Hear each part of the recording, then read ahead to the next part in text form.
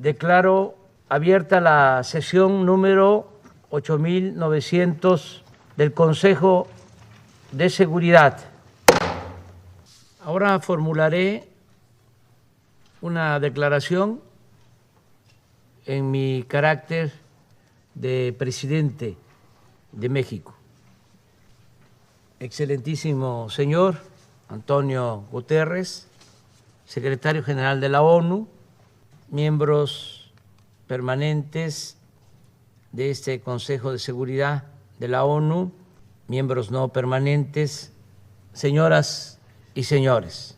No vengo a hablar de seguridad como sinónimo de poderío militar, ni como argumento para el empleo de la fuerza contra nadie. En cambio, mi planteamiento se basa en lo que postuló ese titán de las libertades, según Pablo Neruda, que fue el presidente Franklin Delano Roosevelt, cuando se creó la Organización de las Naciones Unidas. El derecho a una vida libre de temores y miserias, que sigue siendo el más sólido fundamento de la seguridad para todas las sociedades y los estados. El principal obstáculo para el ejercicio de ese derecho es la corrupción en todas sus expresiones, los poderes transnacionales, la opulencia y la frivolidad como formas de vida de las élites, el modelo neoliberal que socializa pérdidas, privatiza ganancias y alienta el saqueo de los recursos naturales y de los bienes de los pueblos y naciones. Es corrupción el que tribunales castiguen a quienes no tienen con qué comprar su inocencia y protejan a potentados y a grandes corporaciones empresariales que roban al erario o no pagan impuestos. Es corrupción la impunidad de quienes solapan y esconden fondos ilícitos en paraísos fiscales. Y es corrupción también la usura que practican accionistas y administradores de los llamados fondos buitres, sin perder siquiera su respetabilidad. Sería hipócrita ignorar que el principal problema del planeta es la corrupción en todas sus dimensiones: la política, la moral, la económica, la legal, la fiscal y la financiera. Sería insensato omitir que la corrupción es la causa principal de la desigualdad, de la pobreza, de la frustración, de la violencia, de la migración y de graves conflictos sociales. Estamos en decadencia porque nunca antes en la historia del mundo se había acumulado tanta riqueza en tan pocas manos mediante el influyentismo y a costa del sufrimiento de otras personas, privatizando lo que es de todos o lo que no debe tener dueño, adulterando las leyes para legalizar lo inmoral, desvirtuando valores sociales para hacer que lo abominable parezca negocio aceptable. Veamos, por ejemplo, lo sucedido con la distribución de la vacuna contra el COVID-19. Mientras las farmacéuticas privadas han vendido el 94% de las vacunas, el mecanismo COVAX, creado por la ONU para países pobres, apenas ha distribuido el 6%, un doloroso y rotundo fracaso. Este dato simple debiera llevarnos a admitir lo evidente. En el mundo actual, la generosidad y el sentido de lo común están siendo desplazados por el egoísmo y la ambición privada. el espíritu de cooperación pierde terreno ante el afán de lucro y con ello nos deslizamos de la civilización a la barbarie y caminamos como enajenados, olvidando principios morales y dando la espalda a los dolores de la humanidad. Si no somos capaces de revertir estas tendencias mediante acciones concretas, no podremos resolver ninguno de los otros problemas que aquejan a los pueblos del mundo. ¿Qué estamos haciendo en México?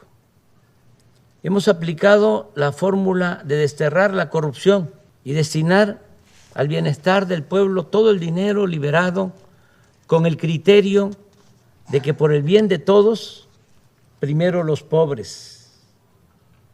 Optar por los pobres implica adicionalmente asumir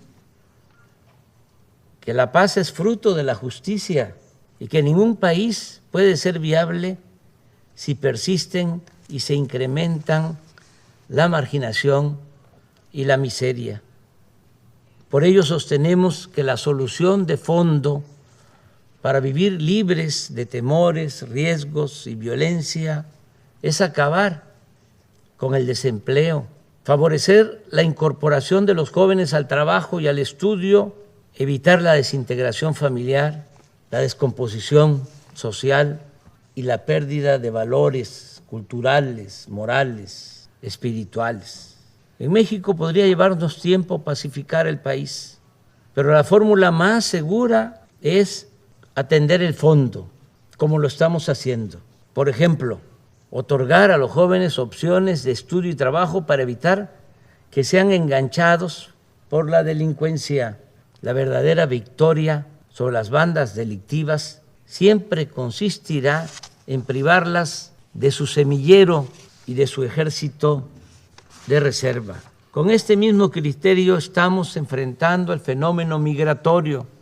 Las acciones fundamentales no son las coercitivas, sino las que incorporan a todas las personas al estudio, al trabajo, a la salud y al bienestar en los lugares en los que nacieron o residen, de modo que no se vean obligadas a abandonar sus pueblos por hambre o violencia y que únicamente emigren quienes deseen hacerlo, que la migración sea opcional y no forzosa, una decisión individual y no un fenómeno de proporciones demográficas. Hace poco le expuse respetuosamente al presidente Biden una nueva forma de enfrentar el fenómeno migratorio, sin ignorar la necesidad de ordenar el flujo, de evitar el descontrol y la violencia y garantizar los derechos humanos. Le propuse aplicar de inmediato en 3 naciones hermanas 2 programas que nosotros estamos llevando a cabo con éxito en Chiapas, estado vecino de Centroamérica. Hoy estamos plantando allí 200,000 hectáreas de árboles frutales y maderables. Y ese programa da trabajo a 80,000 sembradores. Asimismo, en esa entidad del sureste mexicano trabajan como aprendices 30,000 jóvenes que reciben un salario mínimo para capacitarse en talleres, empresas y otras actividades productivas y sociales. Si estas 2 acciones se aplicaran de inmediato en Guatemala, Honduras y El Salvador, se podría lograr que permanezcan en sus países unos 330,000 personas que hoy están en riesgo de emigrar por falta de trabajo. Pienso que estas propuestas deben ser aplicadas por la ONU a fin de ir al fondo de los problemas en los países pobres. Es necesario que el más relevante organismo de la comunidad internacional despierte de su letargo y salga de la rutina, del formalismo que se reforme y que denuncie y combata la corrupción en el mundo, que luche contra la desigualdad y el malestar social que cunden en el planeta, con más decisión, profundidad, con más protagonismo, con más liderazgo. Nunca en la historia de esta organización se ha hecho algo realmente sustancial en beneficio de los pobres. Pero nunca es tarde para hacer justicia. Hoy es tiempo de actuar contra la marginación, atendiendo las causas y no solo las consecuencias. A tono con esta idea, en los próximos días la representación de México propondrá a la Asamblea General de las Naciones Unidas un plan mundial de fraternidad y bienestar. El objetivo es garantizar el derecho a una vida digna a 750 millones de personas que sobreviven con menos de $2 diarios.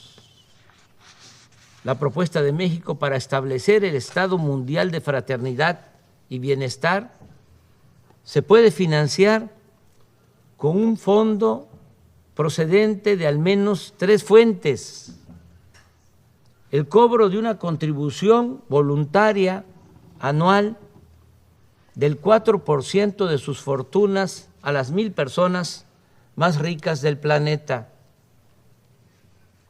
una aportación similar por parte de las 1,000 corporaciones privadas más importantes por su valor en el mercado mundial, y una cooperación del 0.2% del PIB de cada uno de los países integrantes del grupo de los 20. De cumplirse esta meta de ingresos, el fondo podría disponer anualmente de alrededor de $1 billón. En su informe anual, la ONU podría destinar un día para otorgar reconocimientos o certificados de solidaridad a personas, corporaciones y gobiernos que destaquen por su vocación humanitaria, ayudando a financiar el Plan Mundial de Fraternidad y Bienestar. Los recursos de este fondo deben llegar a los beneficiarios de manera directa, sin intermediación alguna, porque cuando se entregan fondos supuestamente para ayudar a los pobres, a organizaciones no gubernamentales, de la sociedad civil o a otro tipo de organizaciones, no quiero generalizar, pero en muchos casos ese dinero se queda en aparatos burocráticos, en pagar oficinas de lujo, en mantener asesores, o se desvía y termina por no llegar a los beneficiarios. Por eso, repito, los recursos de este fondo deben llegar a los beneficiarios de manera directa, sin intermediación alguna, mediante una tarjeta o un monedero electrónico personalizado. El Banco Mundial y el Fondo Monetario Internacional podrían colaborar en la creación de la estructura requerida y desde el año próximo hacer un censo de los más pobres del mundo, y una vez definida la población objetivo en cada país, comenzar a dispersar los recursos para el otorgamiento de pensiones a adultos mayores, a niñas y niños con discapacidad, becas a estudiantes, apoyos a sembradores y a jóvenes que trabajen como aprendices en actividades productivas así como hacer llegar vacunas y medicamentos gratuitos. No creo, lo digo con sinceridad, que alguno de los miembros permanentes de este Consejo de Seguridad se oponga a nuestra propuesta, pues esta no se refiere a armas nucleares o invasiones militares, ni pone en riesgo la seguridad de ningún Estado. Por el contrario, busca construir estabilidad y paz por medio de la solidaridad con quienes más necesitan de nuestro apoyo. Estoy seguro que todas y todos, ricos y pobres, donantes y beneficiarios, vamos a estar más tranquilos con nuestra conciencia y viviremos con mayor fortaleza moral. Aquí recuerdo lo que sostenía Adam Smith: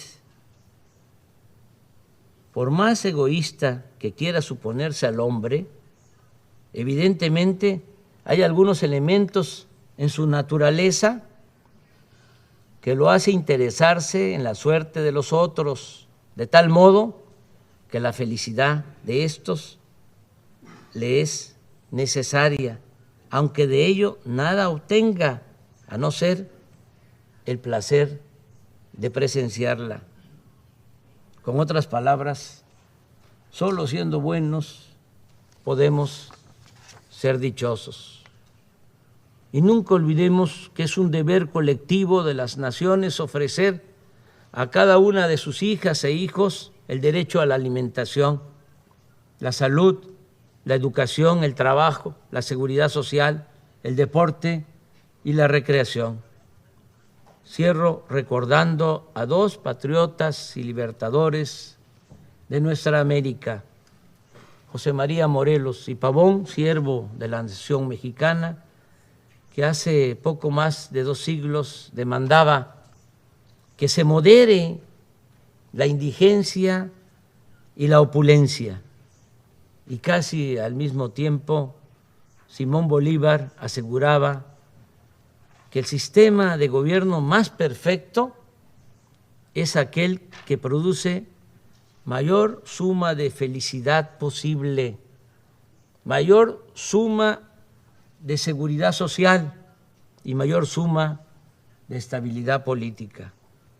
Es un honor estar con ustedes, miembros permanentes y no permanentes del Consejo de Seguridad de la ONU, que es lo más parecido a un gobierno mundial y que puede llegar a ser el organismo más eficaz para el combate a la corrupción y el más noble benefactor de los pobres y olvidados de la tierra. Muchas gracias.